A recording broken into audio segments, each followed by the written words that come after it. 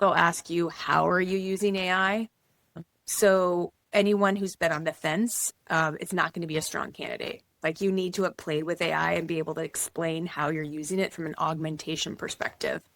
So that's the biggest shift in the last 6 months is that it's now a requirement that you're actively using it and making yourself more productive.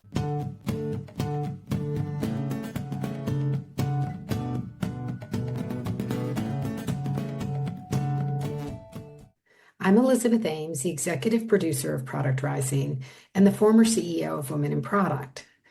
There seems to be a lot of debate about the state of the job market lately. We definitely hear a lot about layoffs in the big tech companies and also about AI eliminating positions. So this week, I'm speaking with Sally Thornton about the state of the market for product and other tech-related jobs.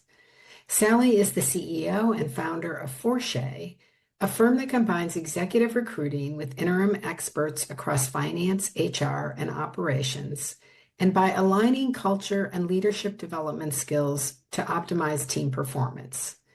Sally is also a keynote speaker and a teamwork strategist. She's spoken twice at TEDx events, as well as on the future of work, women in leadership, diversity and inclusion, and the science of work-life blend. Here is my full conversation with Sally Thornton. Sally, welcome to the Product Rising podcast. It's great to have you here. We've known each other off and on for a while now. You've been part of the Women in Product community overall.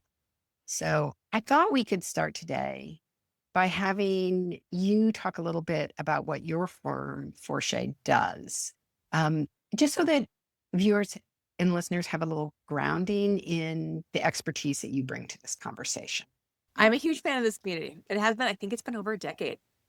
I first did like an executive forum talk on work-life blend, trying to help more women, lean in with ideas of how to make that happen. And, but my firm, to your point, does a variety of things. It's just always in the hopes of helping people do their best work. And I've particularly been focused on women because I just saw the data 20 years ago that there was a gap that wasn't really going to be brought together without a lot of ingenuity. And so I was like, I could just be a piece of that. So I created this firm, and now I have a little bit of a visual that I think is slightly better than my marketing in the past. But essentially, we put people on teams to make them better. So if the team has too much work and you're expanding, we do executive search. And then we have interim, so that in that middle place where there's maternity backfill, or you're launching a new product and you just need hands for 3 to 6 months, interim is that part of making the teams even better. And then we do team performance. So when you're a fully functioning team, you obviously do your best work. So we want to put the right people on. So we call it making great teams. And then you want those teams to be very high performing, which is making teams great. Well, thank you for that brief explanation of what you guys do. Part of the reason that I really wanted to talk to you was that it seems like right now there's a lot of confusion around what is the job market really like? What are the job numbers really? Who's hiring? Who's not? So I thought maybe we could start with a little snapshot on that, right? Sure. Like, what is the job market like and who's hiring? Yeah, it's an interesting point because like BLS data, like Bureau of Labor Statistics, I don't ever feel like tells what's going on in product or the Bay Area. Like it's so big, right? It's like farm and non-farm payrolls, and it just is very outdated. So what we're seeing in, I'll say, tech, also, medical, professional services, high skilled jobs is our niche. So we don't follow everything, but that's what we follow. The big firms have basically been not hiring, doing sort of selective layoffs through return to office and different ways of trying to narrow their network because they've been using AI in ways where they feel like there needs to be a reduction in headcount overall. And some companies did overhire in the COVID era. So there were some corrections that were, I would say, justified, and there were others that were really not. And the CEOs were just clamping down. Thank you for saying what I think we all do at some level, but yes. Um, in the going forward, so that there's been like basically a lot of turmoil. I actually felt like it was a recession, even though, officially it wasn't a recession. I definitely think it was a talent recession in the last couple of years. Yeah. But what we're seeing now is that small, medium-sized businesses are still growing. I mean, when you actually look at how companies are performing and you look at even the stock market reflecting that, companies are doing very well. Big companies are not really hiring. Some key replacement hires, but they're still trying to find those efficiencies. But the Yeah. small, medium-sized companies are where we have a lot of work still, and they're looking for the right hire. So they're more selective, things are slower. Um, People who have jobs are hesitant to leave. So we have just a little bit of like a slower decision-making criteria, both on the client side, because they're nervous about getting the right hire since there aren't very many openings. And then on the candidate side, should they leave? Should they try to negotiate within? Like we've had people come up to the end, get an offer, and then they get a promotion at their current company. It's just a little bit stickier, slower. Yeah. And for the places where there are openings, are they mid-level? Are they senior? Do you see any entry-level positions? Oh, God, it's not, I don't really, I mean, I You must, don't, as I a don't, course of your business. I don't, but also I don't like, so in my market, I have adult children. I have a 22 and a 20-year-old and a 22-year-old, and all of their friends are not finding internships, early career jobs, and the data backs it up. There just aren't very many entry-level jobs, and that is where AI has been replacing. But it's Yeah. this catch-22 because, companies do want that, you know, season, like you've had 5 years experience, but how are you going to do that if you're not hiring anyone? There's Right. definitely a pipeline problem that's real. Yeah. I used to refer to that as uh, companies want to be first to be second. They want other companies to hire people. And then after they have like 2 to 5 years of experience, then they'll come. I know what you mean. Yes, yes, yes. I'm following. That's right. They Well, want it someone sounds like free. it That's sounds a like even that is kind of fallen off, right? Yeah. Well, they still want that. Yeah. They want somebody else to train them and break them in and figure out who's good and who's not so good or Yeah. whatever. I mean, we loved hiring entry level people and training them because then they knew our culture and our way, but it's a lot of investment. It is a big investment. Yeah. Mm. Yeah, exactly.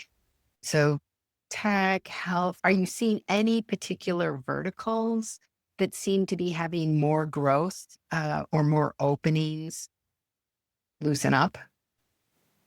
I mean, healthcare is doing well. Some biotech, not vaccine related. Um, I mean, and tech actually is still doing great. We have AI clients. We have SaaS. Everyone there is still doing well. It just goes back to that selective hiring. Good. We've had some great nonprofits. The funding there has been pretty solid and steady. They don't Yeah. have the ups and downs. Mm. So yeah, we've actually had a nice diversified list. It hasn't been one sector that's like overshadowed the others. Okay. That's Yeah. good to know. Mhm. So when you kind of look out on that horizon of the positions that you see open, what do you see hiring folks really looking for? And how is that changing? Like, what are the changes that you see there? Yeah. The biggest one is that now they'll ask you, how are you using AI? So anyone who's been on the fence, it's not going to be a strong candidate. Like you need to have played with AI and be able to explain how you're using it from an augmentation perspective. Yeah. So that's the biggest shift in the last 6 months is that it's now a requirement that you're actively using it and making yourself more productive. The expectations of using AI isn't that you're going to get more time, it's that you're going to get more done, right? So open-mindedness, agility, um, the ability to do many things. Also, I think instead of being like a deep specialist, they always want, some deep expertise. Let's say it's finance. We've been doing a lot of finance searches. They want those skills, but they want them to be able to cross over, to be able to partner well with engineering or partner well with sales and have more more of that broad analytical and influencing skills versus I'm just really good at this thing. Yeah. So it's interesting that you I'm going to fess up here that I read a piece that you wrote recently when you talked a little bit about curiosity and a lot of these firms looking for curiosity. And I think that's similar to what you're talking about being able to say how you've used AI or how you're using it. But um, how are how are the ways that they're testing for these things or assessing, right? Like somebody can be very curious, but they don't necessarily come to an interview or whatever, putting that front and center. And how would you put that front and center? So you think about like if you're a candidate, there's so many stories you can share with a hiring manager. The most important is what's your selection of stories going to be? And the selection of stories needs to be where you've demonstrated curiosity, you've demonstrated experimentation and what you've learned. And how do you incorporate what you've learned? Like, where's the learning in service of a great outcome, even if there's missteps along the way? That shows curiosity, that shows courage, that shows innovation without saying those words. Because a lot of people say the beautiful words, but what we need is the stories that reflect the thinking and reflect the curiosity. That's great. That's very, very helpful. Are there other things like that that you can think of that you would recommend that people who are candidates or are thinking about being candidates should consider in preparation for that kind of stuff? Just the other one I would say is influencing skills. I see this across, it doesn't matter what your discipline is. Like there's a great book like To Sell is Human. You know, like influencing is just a core human skill. By the way, it makes you better in your full life, like with your partners and your children and Yes. family. So if you feel like this isn't a really strong skill for you, that's a great place to spend more time because influencing is essential. And especially with so much change, like I was just on a Zoom with an AI person at MIT, and he was basically talking about org development, change management. So it was like I was talking to a CPO, a chief people officer, not product. Sorry, a CHRO or a CPO on the people side, because it's all about people skills. Yeah. Like AI, it's going to be so much more about influencing, getting people to buy in because they want to, not because you have the title. So Yeah. I'd say that's another life skill that makes you much more effective at work. You know, it's interesting because also in some of the stuff that you had written, you talked a little bit about transparency in using AI to kind of create transparency of what was going on and who was doing what and all of those kinds of things. And that freed a lot of managers up to not be the person who's coordinating everybody necessarily, but much more like coaching everybody.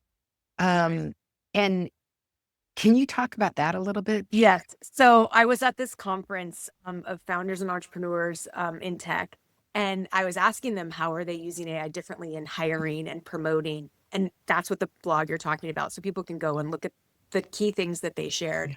But the reduction of middle management, I mean, I don't think a lot of people love to just manage in more of that classic management. I think they like to coach and people like to be coached, but people don't like to be managed. It's really kind of an interesting, like important word distinction. Yeah.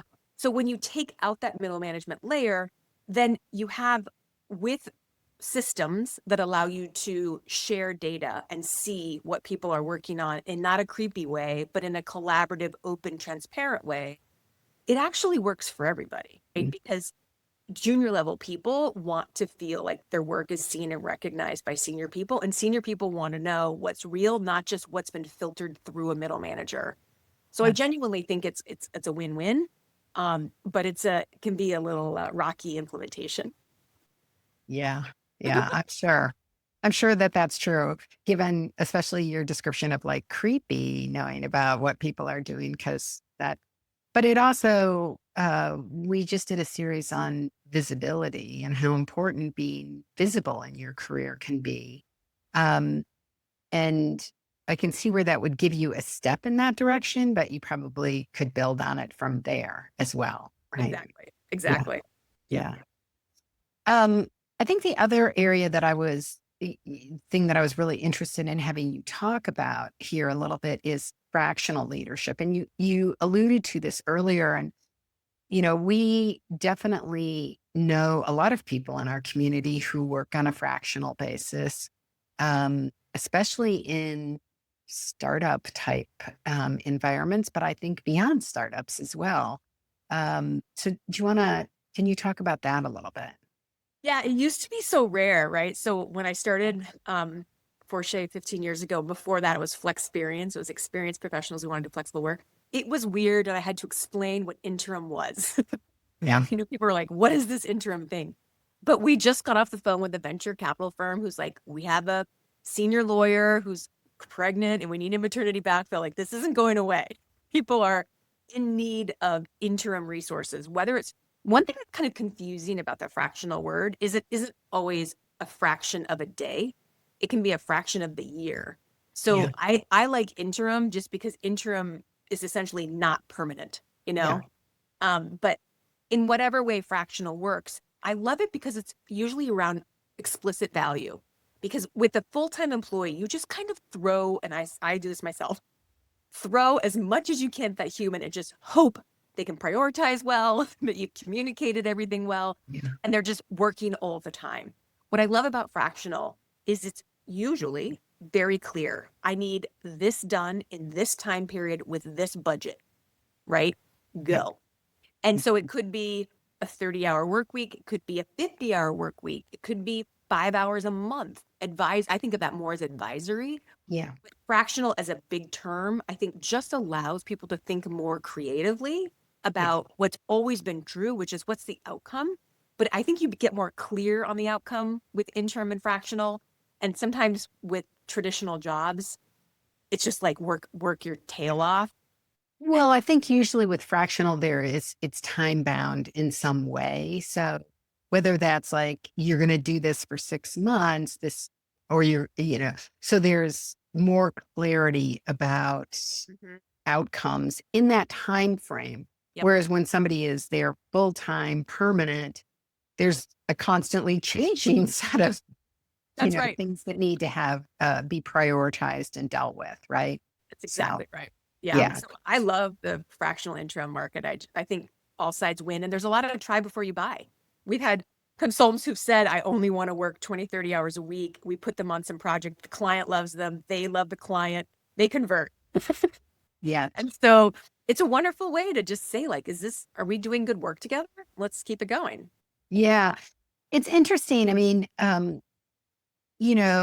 sometimes if people talk about, and I've seen you talk about this, the cost of hiring the wrong person or the cost of, bringing people on and then they leave and that type of stuff. But there can also be a benefit for having somebody step in for a while and you kind of get a feel for, even if that person isn't the person, Yeah. they're able to give you more perspective on what you need. Like, I know you think you need this, but really I spent all my time working on this because it was constantly appearing, right? 100%. I think, in fact, when I first started my business, it was based on some research called Free Agent Nation by a Wharton professor. And Mhm. he basically said, with talent on demand, it's always a good idea. You should never be overstaffed. So if you think about a company at like 80% of what they need, then that 20% that they add through consultants or extended contractors, they get objectivity, they get variability of, when they're available. It's just a wonderful way to experiment without laying people off, right? And so I think that objectivity is really important, but also just experimentation mindset, because a lot of times you might, like to your point, what you said, you might think you want a certain level of skills, but you get someone who's like a little left of center and you would never have hired them in Yeah. that role as a full time. But then you're like, oh, wow, that was great. Oh, maybe I did need that and I didn't realize that I That's right. needed that. I thought about it in this way, but then now I see. Yeah. Yeah. Yeah, absolutely. So can you also talk a little bit about, how you see organizational structures changing and any new roles that you see emerging? Mm. Um, I think we're about to have a series on AI safety and that kind of stuff. And that's a whole new area, right? Yeah. People stepping in, which is interesting, but I'm sure there are others. What are you seeing along those lines? It's a great point. I'm not sure that I'm seeing so many new roles. So we do have tech recruiters who do AI roles, but I haven't seen the security stuff. So that's still newer than what I'm doing. What was your question before that? Not just new roles, but you said something else before that. Any changes in organizational structure? So organizational structure, I think, is the biggest one because David Schreier was the MIT professor that was talking about this yesterday. It was so funny because, again, it wasn't an AI talk. It was all about organizational structure. So a little bit what we said before, which is flattening, right? Not as much middle management. Transparency, which we talked about. I also think there's just like a tighter amount of like comms, meaning because the priorities are shifting faster, like how do you communicate better has been a topic of my chief people officer community more because we're only going faster, right?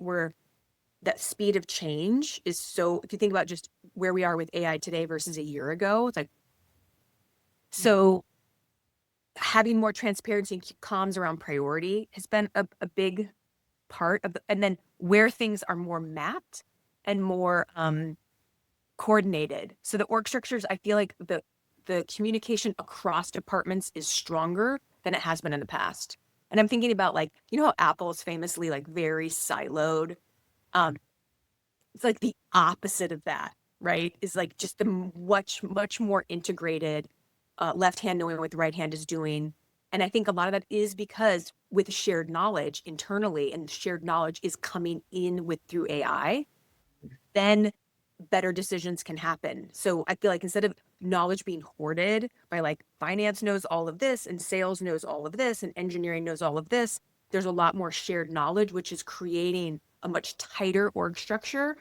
And then interestingly, like where does AI sit? Like I have one chief people officer who also owns AI, but a lot of times it started in tech, but it's starting to move over. Maybe that's a little bit of the change is it's starting to move over into more of the people side versus just thinking of it from like a technology lens because of how much org structure is being impacted. But we're still ahead of that. Like that's one of those things I'll keep sharing what I'm learning because it's changing so fast. Yeah. In one of the articles that you wrote, you had a thing about a role called an AI scout, which I thought was super fascinating. And maybe you could talk about that because that struck me as both really a brilliant idea. Yeah. It also maybe flies a little bit in the face of the curiosity thing, but well, that's a great point. Like, where's the healthy tension? So right. This was not my idea. It was a founder, but I'm not supposed to cite it. It's like Chatham House rules. But it was a founder who basically said, we noticed that there was a key person was not in the technology stack who was really interested in experimenting with all the different AI tools. And instead of everyone experimenting with everything, we said, okay, John, it was not John, but like John, you experiment with these tools and then help us determine what's best so that we're not all, quote, distracted. So it's like, how do you have the benefit of a person who's genuinely interested and curious and wants to spend that extra time testing tools for that company's context and what they're trying to solve? And so that not everyone's right, but then also like laddering it down. So I do think managing that tension is really important and not having everyone chase it. Like it seems obvious once you say it out loud. And the curiosity can still exist, but maybe not within testing new AI tools, right? Yeah. The curiosity still exists in how you think about the innovation of that product or et cetera. Right. Like, I mean, I could definitely see in that situation going to that person and saying, well, thinking about blah, blah, blah, blah, blah. How do you think this tool would work in doing, or, that's a form of curiosity too.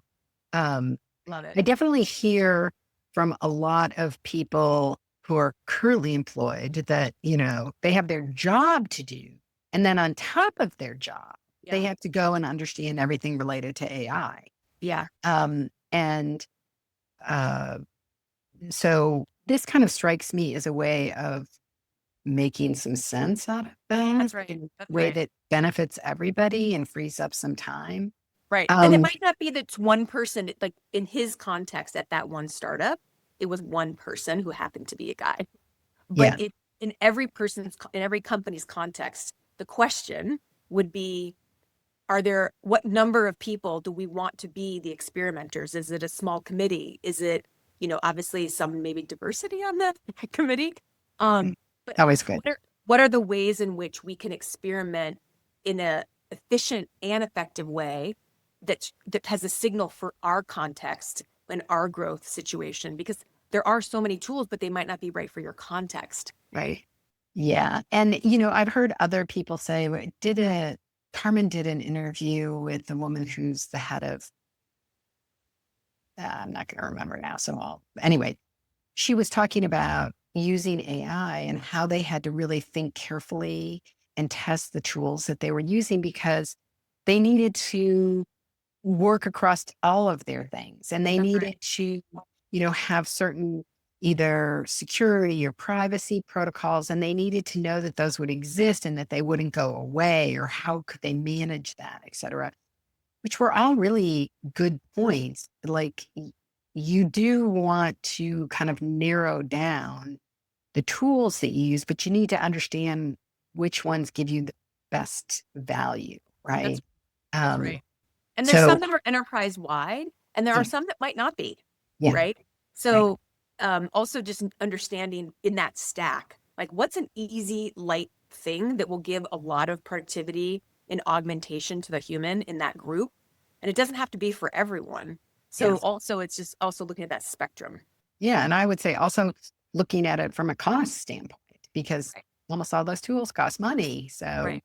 thinking about how you use them would be valuable. Anyway, that role struck me as an interesting example of different types of things that might emerge here, Yes. and I'd that love to people hear about might that. think about a little bit. Yeah. Yeah. Yeah. So um, I wanted to kind of shift gears, and I may be out of your realm of expertise here, but um, I wanted to ask about how you are seeing AI used in the hiring process, right? Hmm. And how should candidates account for that, think about it, et Hmm. cetera? This is where size matters. So the big companies are absolutely using AI as a gatekeeper. We don't work with the really big companies. We work with the small, medium, fast-growing companies, and they don't see it as a gatekeeper. They see it as a productivity tool for their recruiters. And the human in the loop is still the differentiator. So when we're working with them, they want that human side. So we're just using AI as a way for us to be more productive, but we're not using it as like a barrier, right? But the bigger companies who have hundreds of thousands, right, of resumes coming in, or maybe tens of thousands, they use it as a gatekeeper. And so having keywords is really important. Yeah. Yeah. So it's still about keywords. We're not more sophisticated than that. It's Not really. I mean, AI is just screening for, the data that's on your resume. So like again, it's like then that's keywords. I haven't yeah, seen anything more sophisticated than that yet. yeah. That's a good. Um, So actually, so I'll add in there. So then, for the people who are not looking to look at the super big companies, it still goes back to relationships.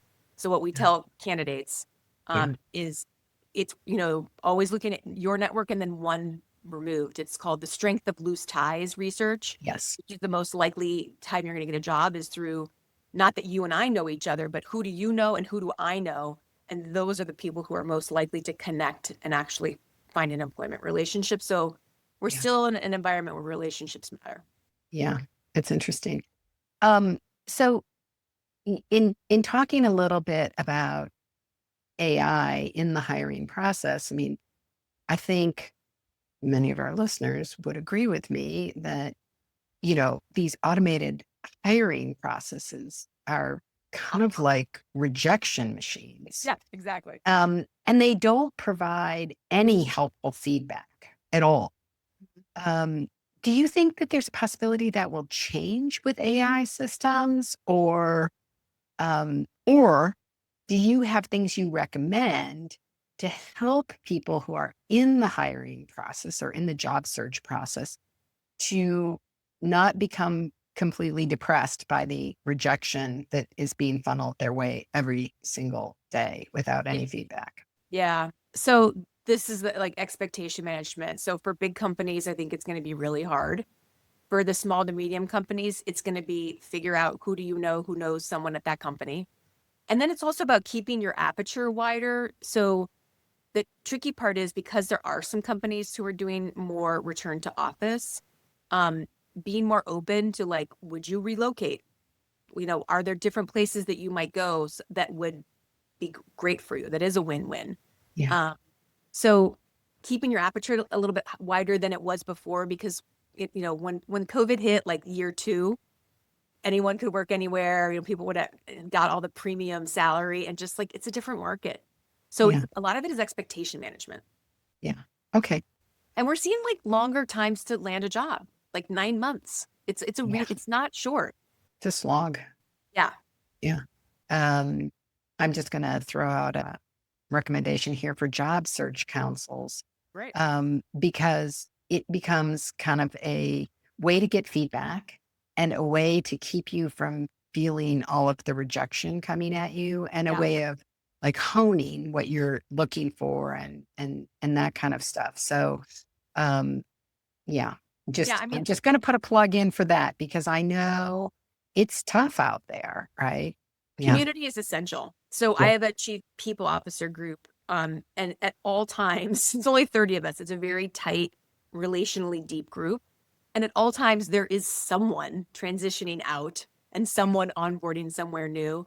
And we see the differences of when there's a few at the same time, they want to talk. They want to share which recruiters are they getting lead from? What do they know about these different companies? And so when you have community, it makes it so much easier to stomach all the things and also learn with each other because things are so fast. Yeah. So it's helpful to be able to share knowledge. Yeah. So, so once again, I was reading stuff that you wrote, and I want to kind of pull some of this stuff out. Great. So I think in a piece that you wrote over the last couple of months, somebody was talking about writing. I think they had a job description, and then they had notes from different interviews that they Yes. did. And they put their notes through AI to see, like, were they just responding to the shiny thing, or were they actually good fits for the job description? Yes. So I'd love for you to talk about that. But I also wanted to kind of throw that out as something that people looking for jobs could do as well, right? Great. Like, if you see a job description that you think appeals to you in some way, like, I don't know, maybe run it through AI with your resume and Your see what, criteria. Yeah. Your yeah, criteria that matter to you and the skills that you have, and then what should you prepare for? yeah, I definitely feel like we all now have a chief of staff, right? That's 24/7. So I choose Claude. And when I'm thinking through my writing, when I'm thinking through a podcast that I'm launching, any of my, I think with it allows me to see myself a little more objectively, right?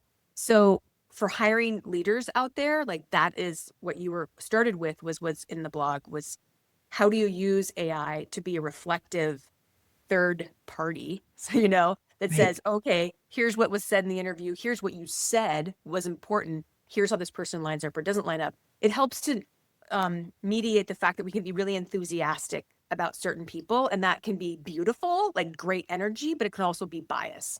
So like, how do you know when, it's helpful to have this filtered information to be able to give you some black and white and decide right. with both, that energy and a little bit of black and white, like analytical thinking, right?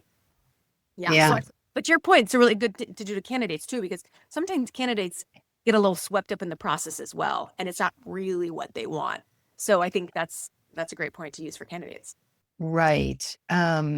Yeah. So I was thinking about it that way. It's also interesting to me because I don't know about you, but there's a lot of research that connects your brain with your gut. And there's a reason why we say, well, like my gut instinct says. Yep. And sometimes I wonder, like, maybe we shouldn't ignore that, right? So this is actually Maybe it's something purely objective yes. isn't really purely objective because you're only looking at a certain type of input as opposed to, it's like when you meet people in person, there's all these other things going on, right? right. How do they handle the distractions around you? How do they look you in the eye? What's the just general vibe and chemistry that you have with that person? Um, and I wonder to what extent we've just like taken that out of it. Yes. And if that's a mistake, right? Yes. Okay. This is my first episode of so Amanda Richardson, who I met at Women in Product. She and I are launching a podcast called Experiments In because we love experimentation, right? And the first one we're doing is on feeling versus thinking and how do you make it feeling and thinking? Because when we started to interview a lot of leaders about when they did their best work, they would talk about the aha, like, oh, some of my best work came when, and then they'd tell a story. And then we looked across the stories and found what are the themes? And can we synthesize that for our listeners, which we have not yet launched? But we want to synthesize things and make them very bite-sized. And the first thing is exactly what you just said. And the Right. science behind it is when we are sensing with more than just analytical thinking, right? When your gut it's taking in all this information. It's information around trust, worthiness, right? It's information around creativity. Are you sparked by this person? How was the relationship? Those are things that are valuable data. But our brains are also meant to sift through all the particles of data that are coming to our brain. So we kind of have to play with it a little bit and understand that the body has a lot of wisdom, whereas the brain might have the intelligence. And how do we harness the best of both? Yeah. Yeah. I mean, we could talk, but like I said, there could be like several of these podcast episodes because I think there's so much richness there. Yeah. Now I'm going to have to listen to what you guys come up with on that. So I think it's a super interesting perspective, right? And, I think all of us have had those situations where you looked at data or whatever, and then you just You knew didn't, something was off, right? like you couldn't put your finger on it. You couldn't articulate what you thought was wrong. Yes. But then, like the next morning you wake up and you're like, oh my gosh, now I know, I figured it out, right? Like, and it's your kind of like your body and your unconscious and everything kind of worked it out. It's Right. all connected. That's right. Anyway, so one of the terms that has come up lately, which I wanted to kind of throw out your way here, is this notion of future proofing your career.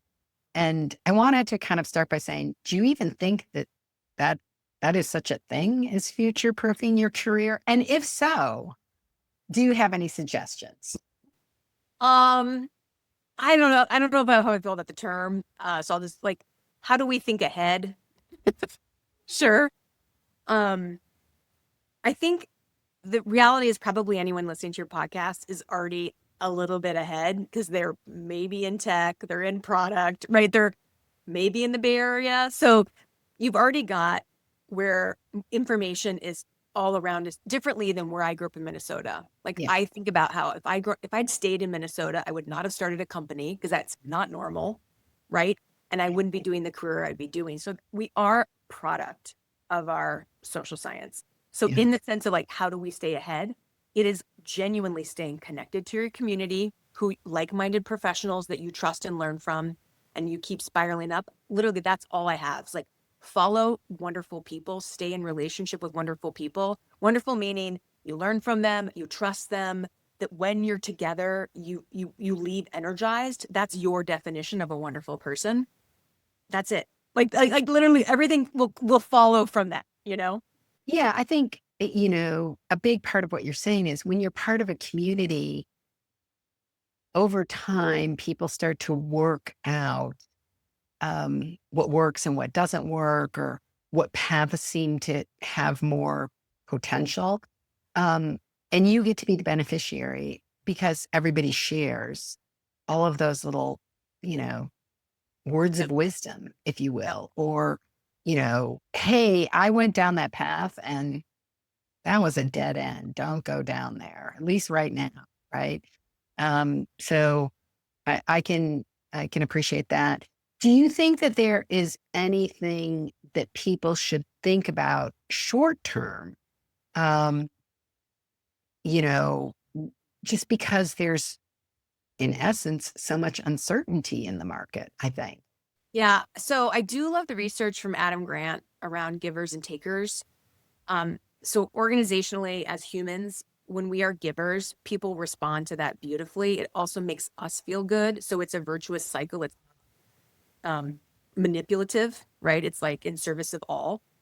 So consider, where can you be a giver in your professional community? Obviously, your whole life, but since we're talking about careers, like, where can you be a giver? Where can you help someone else? I genuinely think that comes back from a science perspective. And then also, what we started with, which is just play with the AI. Um, every few months, new things are coming out in AI. And so we just want to be an early adopter. As long as you stay as an early adopter and you're a practicer and experimenter, it's going to be great. Yeah. Like, we're just going to be a little bit ahead of all the others. There you go. Okay. We'll leave that at that. And for those of you listening, if you have suggestions, you can put comments in here. Give us other suggestions. That would be awesome. That's right.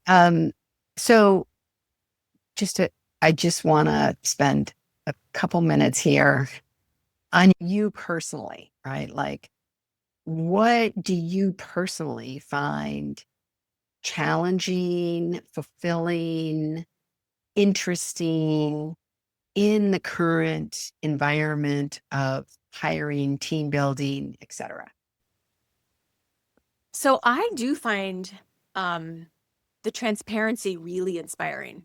So someone on our team started to build this product for one of our clients that really lit me up. Like, this is not sales. This is like what really lights us up. It's like you can look at all of your notes from Zoom or Fathom or whatever note taker you have, and it can summarize, like, this is what people are talking about. Is that the priorities this week? And, how do you stack that up? And it's a very lightweight way of helping people not overwork, because if we're synced up on priorities, you don't have extra spinning on things. And it creates this transparency where, if leaders aren't the best communicators, they can see that maybe what they said wasn't really understood. So what lights me up is the technology could genuinely solve things like overwork that have always been harder for women. And I'm always looking for what are ways in which we can do our best work on terms that work for our full life. That is what wakes me up in the morning. And so there are tools like this, that it's called View, is where, if you want to learn more. But there are tools all over the place. And that's kind of the point, is it's a little bit more democratized, that we can create these tools and therefore make better decisions and be more creative. That really lights me up. Yeah. It almost seems like it would be valuable for us as a community to like share the tools that each of us are using I love it. that are helping in those ways. It's just ways of, once again, it's like that little AI scout. Yeah. Here's what's helpful for me. Yeah, it might be helpful for you. Yeah, we do this in my CPO community. We share the AI tools because there's too much going. It's too fast for us not to try and spiral up together. Yeah. So thank you for taking the time to talking to me today. And I'm hoping that, well, first of all, I just need to give a little pitch. You're starting a podcast. You gave us a little snapshot of it. So more to come there if people want to hear more about that, right? Follow me on LinkedIn, because I will share everything there. It's probably the easiest. All right. Fantastic. And hopefully maybe, later this year, we can have you back and see how things are changing. I think it's just people really want to understand how things are evolving. I think that there's a lot of fear and anxiety out there. So I think to the extent that we can help people see where there are opportunities or how to think about things, it's helpful. Absolutely. Yeah. We're in it together. Thank you so much. It was great talking to you today. I always like being in conversation with you.